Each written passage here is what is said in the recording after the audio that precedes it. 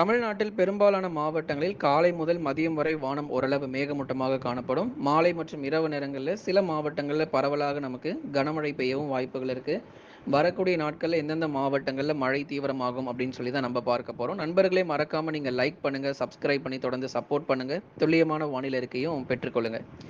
பெரும்பாலான மாவட்டங்கள் கிட்டத்தட்ட நம்ம தமிழ்நாட்டில் சென்னை முதல் குமரி வரை இருக்கக்கூடிய அனைத்து பகுதிகளிலும் வானம் ஓரளவு மேகமூட்டமாக இருந்தாலும் ஒரு 10 மாவட்டத்திற்காவது குறைந்தது நமக்கு மழை பொழிவு அப்படிங்கிறது ஒவ்வொரு நாளுமே பதிவாக வாய்ப்பு இருக்கு.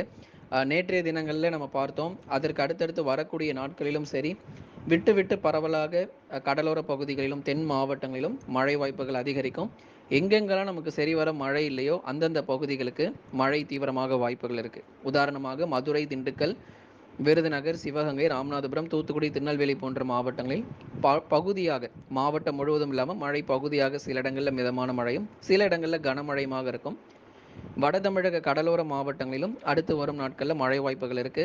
டெல்டா மாவட்டங்களில் தஞ்சை, நாகை, திருவாரூர் போன்ற பகுதிகளிலும் சில இடங்களில் மிதமான மழை உறுதியாக பதிவாகும்.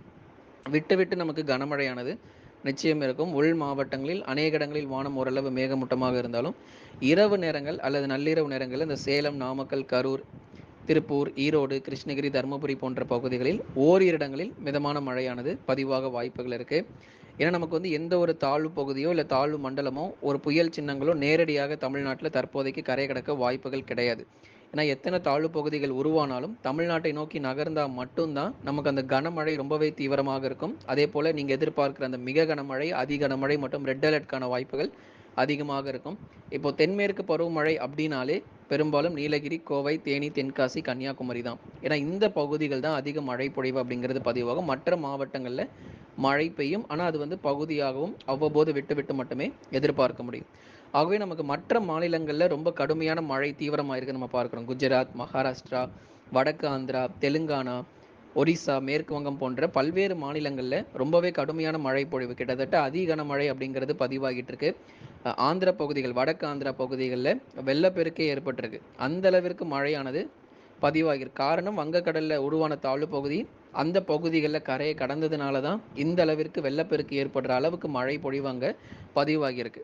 அதே போல தான் நம்ம தமிழ்நாட்டில் எந்த ஒரு தாழ்வு பகுதிகள் நேரடியாக கரையை கடந்தால் மட்டுமே அதிக மழை பொழிவு அப்படிங்கிறது நம்ம எதிர்பார்க்கலாம். இப்போ நமக்கு வடகிழக்கு பருவமழையில தான் அப்படிப்பட்ட சூழ்நிலைகள் நமக்கு இருக்கும்.